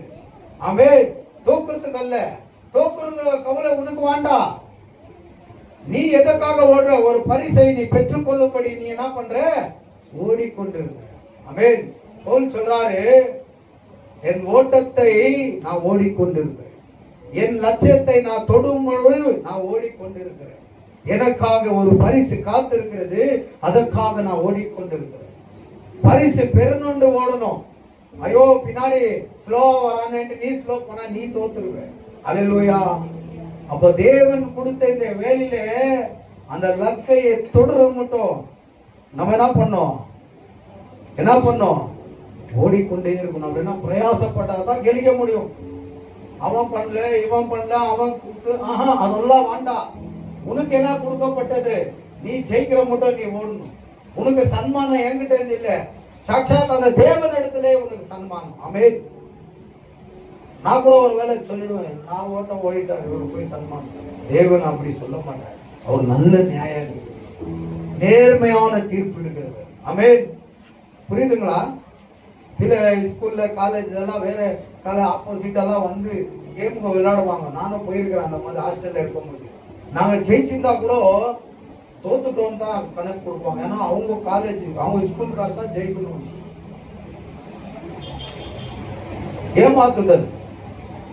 ஏமாத்துதல். ஆனா நீ கரெக்டா ஜெயிச்சனா நீ ஏமாந்து போக மாட்ட. உன்னுடைய பரிசு உனக்கு கண்டிப்பா கிடைக்கும்.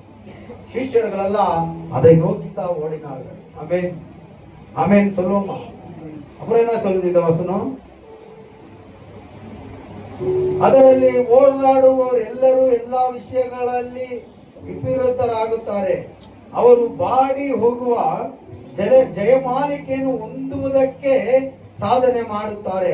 ನಾವಾದರೂ ಬಾಡಿ ಹೋಗದ ஜெயமாலிக்கைಯನ್ನು ಹೊಂದುವುದಕ್ಕಾಗಿ சாதனை ಮಾಡುತ್ತೇವೆ. பாருங்க, இங்கிலீஷ்ல படிங்க. அது 1 கொரிந்தியர் 9ஆம் அதிகாரம் 24 இருந்து 25 வசனம் படிங்க.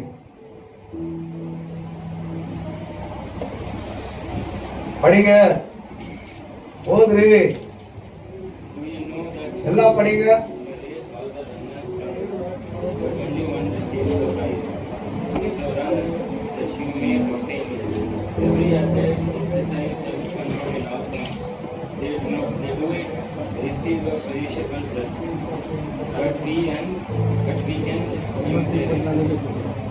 பாத்தீங்களா?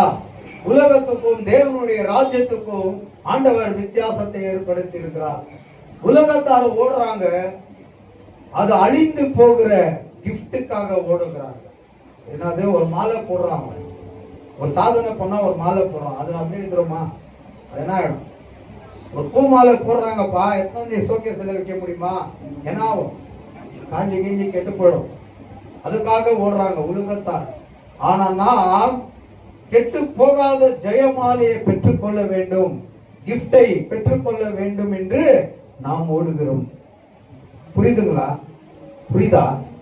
ಅಪ್ಪ ಅಕ್ಕಿನ அப்படியே சொல்லுது பாருங்க. ಹೀಗಿರಲಾಗಿ ನಾವು ಸಹ ಗುರಿ ಗೊತ್ತಿಲ್ಲದವನಾಗಿ ಓಡದೆ ಗೆಲ್ಲಬೇಕೆಂದಿರುವ ಅವರಂತೆ ஓடுತ್ತೇನೆ. அப்படின்னா கண்ணு முன்னு தெரியாம நான் வேலை செய்யாமல் பார்த்து கரெக்டா செய்யும்படி நான் ஓடுகிறேன்.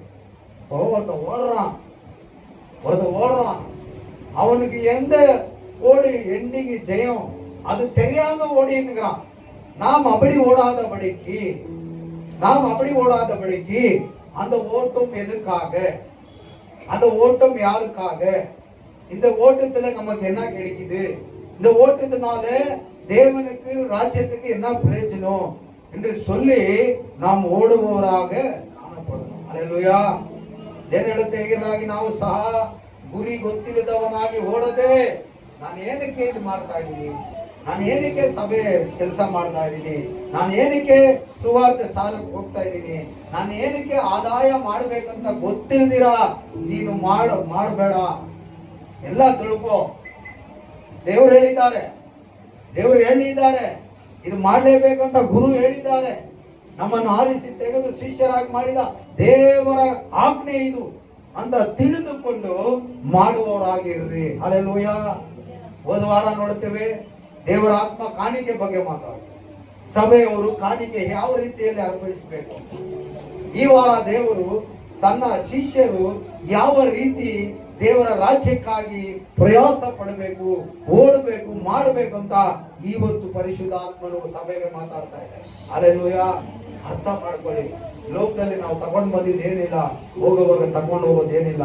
ಆದರೆ ದೇವರು ನಮ್ಮಲ್ಲಿ ಒಂದು ಭರವಸೆಯನ್ನು ಕೊಟ್ಟಿದ್ದಾರೆ, ನಿತ್ಯ ಜೀವ ಎನ್ನುವಂತ. ಆ ಜೀವಕ್ಕಾಗಿ ನಾವು ಈ ಲೋಕದಲ್ಲಿ ಸ್ವಲ್ಪ ದಿನ ದೇವರಿಗಾಗಿ ಕೆಲಸ ಮಾಡಲೇಬೇಕು. ಆಮೇನ್. ಲೋಕಕ್ಕಾಗಿ ಮಾಡ್ತೀವಿ, ಅಯ್ಯೋ ಟೈಮ್ ಸರಿಯಾಗಿ ಹೋಗ್ಬೇಕು, ಬೈತಾನಲ್ಲ, ಅಯ್ಯೋ ಟೈಮ್ ಸರಿಯಾಗಿ ಹೋಗಿಲ್ಲ ಅಂದ್ರೆ ಕೆಲಸಕ್ಕೆ ಒಳಗಡೆ ಬಿಡಲ್ಲವಲ್ಲ, ಅಯ್ಯೋ ಎಕ್ಸಾಮ್ ಇದೆ, ಅಯ್ಯೋ ಓದ್ಬೇಕು. ಅದೇ ತರ ದೇವ್ರಿಗಾಗಿ ಮಾಡು. ಅಯ್ಯೋ ಏಸಪ್ಪ ಹೇಳಿದಾರಲ್ಲ, ಇದು ಮಾಡ್ಬೇಕು, ಬೈಬಲ್ ಓದ್ಬೇಕು, ಪ್ರಾರ್ಥನೆ ಮಾಡ್ಬೇಕು, ಫ್ರೆಂಡಿಗೆ ಸುವಾರ್ತೆ ಹೇಳ್ಬೇಕು.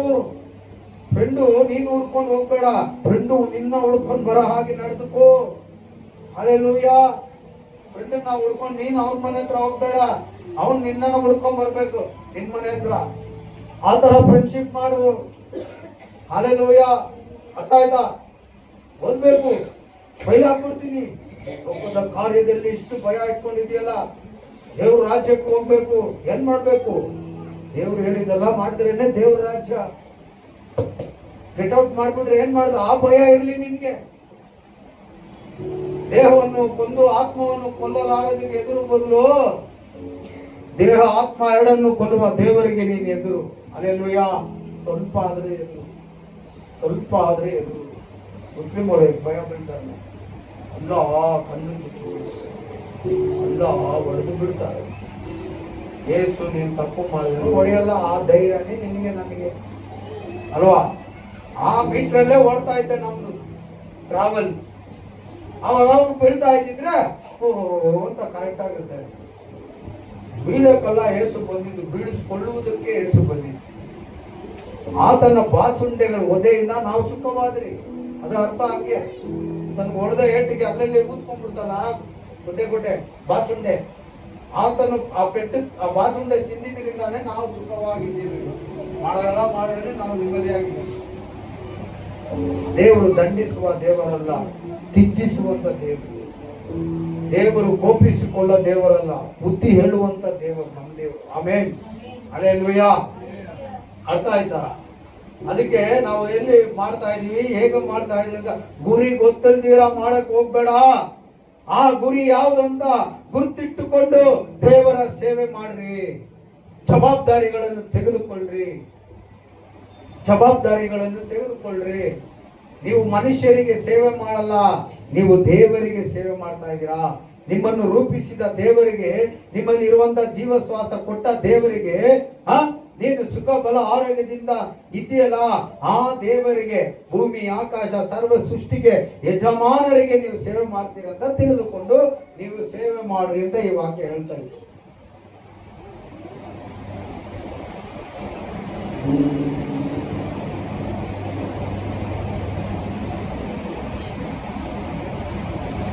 Hallelujah, praise the Lord. ಇನ್ನೊಂದು ವಾಕ್ಯ ಓದಿ, 2 ಕೊರಿಂಥರ್ 13ನೇ ಅಧ್ಯಾಯ 5ನೇ ವಚನ ಓದಿ. 2 ಕೊರಿಂಥರ್ 13:5 ಓದಿ. ಚಕ ಓದಿ, ಟೈಮ್ ಇಲ್ಲ ನೋಡಿ. 13:5 ಕ್ರಿಸ್ತ ನಂಬಿಕೆಯಲ್ಲಿ ಇದ್ದೀರೋ ಇಲ್ಲವೋ ಎಂದು ನಿಮ್ಮನ್ನು ನೀವೇ ಪರೀಕ್ಷಿಸಿಕೊಳ್ಳಿರಿ. ಈ ವಾಕ್ಯ ನಾನು ಇವಾಗ ಓದ್ತಾ ಇದ್ದೀನಲ್ಲ ಕೊರಿಂಥರಲ್ಲಿ, ಇದು ನಮ್ಮ ಮನೆಯಲ್ಲಿ ಸಿದ್ಧ ಮಾಡಿದ ವಾಕ್ಯ ಅಲ್ಲ.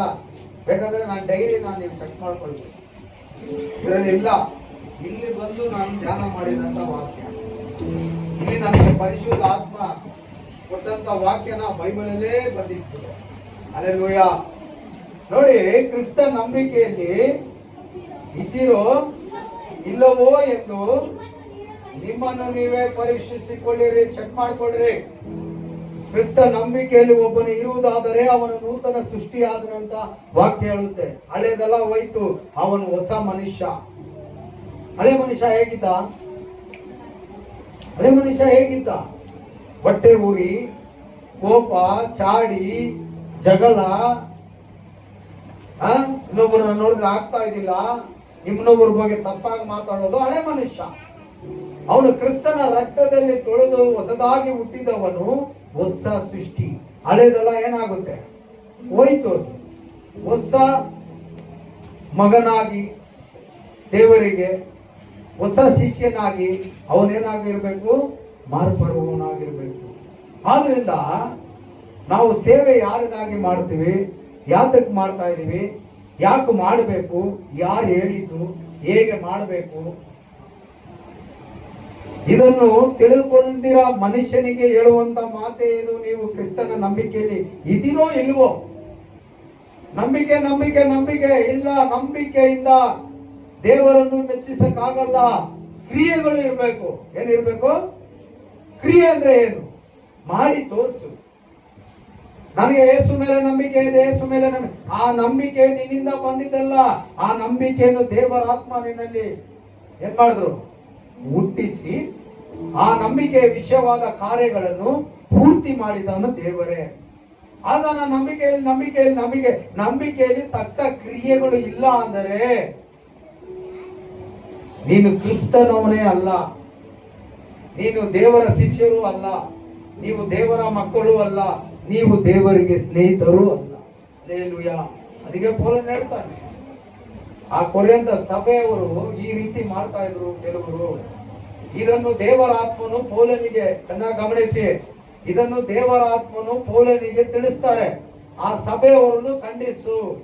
ಹೇಗೋ ಹಾಗೆ ಜೀವನ ಮಾಡ್ತಾ ಇದ್ದಾರೆ, ಹೇಗೋ ಹಾಗೆ ಅವರು ಚರ್ಚೆಗೆ ಬರ್ತಾ ಇದ್ದಾರೆ, ಅವರನ್ನು ನೀನು ಹೋಗಿ ಖಂಡಿಸು ಅಂತ ಪೌಲನಿಗೆ ದೇವರ ಆತ್ಮ ಹೇಳುವಾಗನೇ ದೇವರ ಆತ್ಮ ಹೇಳ್ತಾ ಹೇಳ್ತಾ ಹೇಳ್ತಾ ಈ ಪತ್ರಿಕೆಯನ್ನು ಪೌಲನ್ ಬರಿತಾನೆ. ಬರೆದು ಅದು ಕೊರಿಯರ್ ಮಾಡಿ ಕಳಿಸ್ತಾನೆ ಕೊರಿಯಂತ ಊರಿಗೆ. ಆ ಚರ್ಚಿಗೆ ಆ ಪತ್ರಿಕೆ ಬರುತ್ತೆ. ಆ ಪತ್ರಿಕೆಯನ್ನು ತೆಗೆದು ಅಲ್ಲಿಂದಂತ ಬೋಧಕನು ಜನರಿಗೆ ಎಚ್ಚರಿಸ್ತಾನೆ. ಈ ರೀತಿ ದೇವರು ಹೇಳ್ತಾರೆ, ನೀವು ಕ್ರಿಸ್ತನ ನಂಬಿಕೆಯಲ್ಲಿ ಇದ್ದೀರೋ ಇಲ್ಲವೋ ನಿಮ್ಮನ್ನು ನೀವೇ ಚೆಕ್ ಮಾಡಿಕೊಳ್ಳಿ. ಕಾಲಗಳು ಬದಲಾದ ಮೇಲೆ ಅಲ್ಲಿ ಇಲ್ಲಿ ಸಿಕ್ಕಿದಂತದೇ ಈ 66 ಪುಸ್ತಕ. ಎಲ್ಲೆಲ್ಲೋ ಇದ್ದಂತ ಒಂದೊಂದು ಪೇಪರ್ ಅನ್ನು ಜೋಡಿಸಿದ ಮೇಲೆನೆ ಗೊತ್ತಾಯ್ತು ಸೈಂಟಿಸ್ಟ್ಗೆ ಇದು ದೇವರ ವಾಕ್ಯ. ಯಾಕಂದ್ರೆ ಇದು ಆದಿಯಿಂದ ಪ್ರಕಟಣೆವರೆಗೂ ಲೈನ್ ಆಗಿ ಬರ್ತಾ ಇತ್ತು. ಇದು ಒಂದೇ ಕಡೆ ಇದ್ದಿದ್ದಲ್ಲ, ಒಂದೇ ಕಡೆ ಬರೆದಿದ್ದಲ್ಲ, ಒಂದೇ ಕಡೆ ಸಿಕ್ಕಿದ್ದಲ್ಲ, ಎಲ್ಲೆಲ್ಲೋ ಸಿಕ್ಕಲ್ಪಟ್ಟಂತ ವಾಕ್ಯ ಇದು. ಬೆಟ್ಟಗಳ ಗುಹೆಯಲ್ಲಿ, ಮರಗಳ ಸಂದಿ ಪೊಂದಿಗಳಲ್ಲಿ, ಹೆಂಗೆ ಪೇಪರ್ ಅಲ್ಲ, ಒಂಟೆ ಚರ್ಮನೋ, ಹಸು ಚರ್ಮನೋ, ಕುರಿ ಚರ್ಮದ ಮೇಲೆ ಬರೆದಂತ ಮಾತುಗಳು ಇದು. ನೋಡಿ, ಮಣ್ಣಿನ ಸ್ಲೇಟ್ಗಳ ಮೇಲೆ ಕೆತ್ತಿದಂತ ವಾಕ್ಯಗಳಿದು. ಇದು ಸಾಧಾರಣ ವಾಕ್ಯವಲ್ಲ, ಇದು ದೇವರ ವಾಕ್ಯ. ಇದನ್ನು ಪ್ರತಿಯೊಂದು ಜೋಡಿಸುವಾಗ ಇದಕ್ಕೆ ಒಂದು ಆರಂಭ ಅಂತ್ಯದವರೆಗೂ ಒಂದು ಅರ್ಥಪೂರ್ವಕವಾದ ವಿಷಯಗಳನ್ನು ಕಂಡುಕೊಳ್ತಾರೆ ಸೈಂಟಿಸ್ಟ್. ಆವಾಗ ಏನ್ ಮಾಡ್ತಾರೆ, ಆಳೆಗಳಿಂದ ಪ್ರೆಸ್ ಅನ್ನು ರೆಡಿ ಮಾಡಿ ಅದರಲ್ಲಿ ಇಟ್ಟು ಇದನ್ನು ಮುದ್ರಿಸಿ ತೆಗೆಯುವಾಗ ಇದು ಪ್ರತಿಯೊಂದು ವಾಕ್ಯವು ದೇವರ ವಾಕ್ಯವಾಗಿ ಬೈಬಲ್ ಆಗಿ ಇದು ಮಾರ್ಪಡುತ್ತೆ. ಆಮೇಲೆ ಆರಂಭ, ಪ್ರಕಟಣೆ, ಅಂತ್ಯ. ಮಧ್ಯದಲ್ಲಿ ಯೇಸು ಬಂದರು, ಯೇಸು ಸತ್ರು, ಯೇಸು ಬೋಧಿಸಿದ್ರು, ಶಿಷ್ಯರುಗಳನ್ನು ಉತ್ಪತ್ತಿ ಮಾಡಿದ್ರು, ಶಿಷ್ಯರುಗಳು ಸೇವೆಗಳು ಮಾಡಿದ್ರು, ಕೆಲಸಗಳು ಮಾಡಿದ್ರು. ಪೌಲ್ ಒಂದ್ ಕಡೆ ಹೇಳ್ತಾನೆ, ನಾನು ಯಾರಿಗೂ ಭಾರವಾಗಿ ಇರುವುದಕ್ಕೆ ನಾನು ಇಷ್ಟಪಟ್ಟಿಲ್ಲ.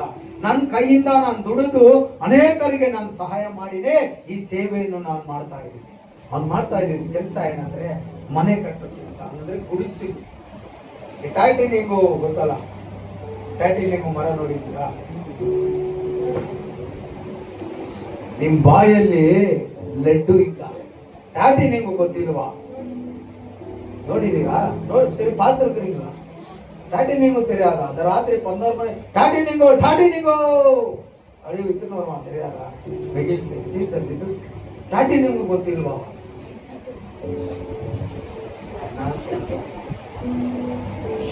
ಟಾಟಿನಿಂಗು தெரியாது. ವಾರ ಎಲ್ಲನ ಒಂದು ಶನಿವಾರ AC ಫ್ರಿಡ್ಜ್ ಅಲ್ಲಿ ಇಟ್ಟು ನನಗೆ ವಾರ ತಂದು ಕೊಡಬೇಕು. ಪಾಪ ನಮ್ಮ ಶಿಷ್ಯರು ಟಾಟಿನಿಂಗು ಬಗ್ಗೆನೇ ಗೊತ್ತಿಲ್ಲ. ಆ ಟಾಟಿನಿಂಗು ಹೆಂಗಿದ್ದಾರೆ ಖಂಡಿತವಾಗಿ ವಾರ ನಾನು ತಂದು ನಿಮ್ಗೆ ನೀ ಕೂಡ ಪಾಕಲಪ್ಪ ಟಾಟಿನಿಂಗು பார்த்துருக்கீங்க. அது மரத்தது இலை பார்த்துருக்கீங்களா?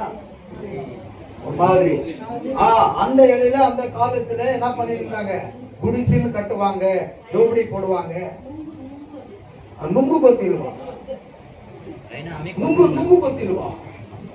ಎರಡು ಹಿಂಗಿರುತ್ತೆ, ಮೇಲೆ ಬ್ರೌನ್ ಕಲರ್ ಚಿಪ್ಪೆ, ಅದನ್ನ ತೆಗೆಯುವಾಗ ಹೊಲ ಜೆಲ್ಲಿ ತರ ಒಳಗಡೆ ಇರುತ್ತೆ. ನೋಡಿಲ್ವಾ? ಯಾಕಮ್ಮ ಈಸ್ಕೊಟ್ಟಿಲ್ಲ? ಇವತ್ತು ಹೆಂಗನ ಈಸ್ಕೊಟ್ಬಿಡಿ. ಆ ನುಗ್ಗು ಮರದ ಗರಿಗಳಿಂದ ಅವನು ಗುಡಿಸಲು ಕಟ್ಟಿ ಬಿಸ್ನೆಸ್ ಮಾಡ್ಕೊಂಡು ಸಂಪಾದನೆ ಮಾಡ್ಕೊಂಡು ಅವನು ಹೋದಂತ ಊರಲ್ಲಿ ಯಾರು ಅವನ ದೇವರ ವಾಕ್ಯ ಕೇಳಿ ಸೇರಿಸ್ಕೊಳ್ತಾ ಇದ್ರು ಆ ಮನೆಯಲ್ಲಿ ಅವನ ಊಟ ಖರ್ಚಿಗೆ ಅವನು ದುಡ್ಡು ಕೊಟ್ಟು ಸೇವೆ ಮಾಡ್ತಾ ಇದ್ದ. ಹಲ್ಲೆಲೂಯಾ. ಇವತ್ತು ಪಾಸ್ಟರ್ ನೀವು ಸೇವೆಗೆ ಬಂದಿದ್ದೀರಿ, ಕೆಲಸ ಮಾಡಬೇಡಿ, ಆ ಥರ ಹೇಳಕ್ ಹೋಗ್ಬೇಡಿ. ಪೌಲ್ ಹೇಳ್ತಾನೆ, ನಾನು ಯಾರಿಗೂ ಭಾರವಾಗಿರಕ್ಕೆ ನಾನು ಇಷ್ಟಪಟ್ಟಿಲ್ಲ.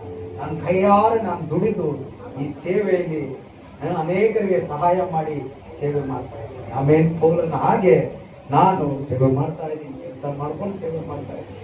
ಕೆಲಸ ಬಿಟ್ರೆ ಎಲ್ಲಾ ಭಾರನ ನಿಮ್ಮ ಮೇಲೇನೆ ಹಾಕ್ಬೇಕಾಗುತ್ತೆ. ಕೆಲಸ ಬಿಟ್ರೆ ನನ್ನ ಮನೆ ಕುಟುಂಬಕ್ಕೆ ನಿಮ್ಮ ಮೇಲೇನೆ ಹಾಕ್ಬೇಕಾಗುತ್ತೆ ಪ್ರೆಷರ್. ವಾರ ಕಾಣಿಕೆ ಬಗ್ಗೆನೆ ಏನ್ ಮಾಡ್ಬೇಕು, ಪ್ರಸಂಗ ಮಾಡ್ಬೇಕಾಗುತ್ತೆ. ಆದ್ರಿಂದ ನನ್ನ ಕೈಯಾರ ಆದಷ್ಟು ನಾನು ದುಡಿದು ನನ್ನ ಕುಟುಂಬನ ನೋಡ್ಕೊಂಡು ಸೇವೆ ಮಾಡ್ತಾ ಇದ್ದೀನಿ. ಆಮೇಲೆ ಪ್ರೀತಿಯ ದೇವ ಜನರೇ, ಯಾರಿಗಾಗಿ ನಾವು ಸೇವೆ ಮಾಡ್ತೀವಿ? ಯಾರು ಸೇವೆ ಮಾಡಕ್ಕೆ ಹೇಳಿ? ನಮಗೆ ದೇವರು ಏನಾಗಿದ್ದಾನೆ, ಅದರ ಸೇವೆ ಏನಾಗಿದೆ, ಅದನ್ನ ರಾಜ್ಯ ಕಟ್ಟುವುದಕ್ಕಾಗಿ ಕೇವಲ ಅಲ್ಪ ಸ್ವಲ್ಪವಾಗಿ ನಾವು ಇದ್ರೆ ಕೂಡ ನಾವು ಬೆಲೆ ಪೆಟ್ಟವರು ಅಂತ ದೇವರು ಹೇಳ್ತಾರೆ, ಬೆಲೆ ಉಳ್ಳವರು ಅಂತ ದೇವರು ಹೇಳ್ತಾರೆ. ಆಮೇಲೆ ಅದರಿಂದ ನಮ್ಮ ಸೇವೆ ಎಂಥದ್ದು, ನಮ್ಮ ಸೇವೆ ಯಾತಕ್ಕಾಗಿ ಅಂತ ನಾವು ಗುರಿ ಇಟ್ಟುಕೊಂಡು ಅಲ್ಲಿ ಇಲ್ಲಿ ನಾವು ಸ್ಲಿಪ್ ಆಗದಿರಾ, ಆತಲ ಒಂದು ಕಾಲ್ ಚೇತಲ ಒಂದು ಕಾಲ್ ಅಂತ ಹಿಡಿದಿರಾ, ಒಂದೇ ಗುರಿಯನ್ನು ಇಟ್ಕೊಂಡು ಏನ್ ಮಾಡ್ಬೇಕು, ನಾವು ಓದುವರಾಗಿರೋಣ. ಈ ಸೇವೆಯಲ್ಲಿ ಎಲ್ಲ ಎದ್ದು ನಿಂತ್ಕೊಳ್ಳೋಣ ಈ ಸಮಯದಲ್ಲಿ.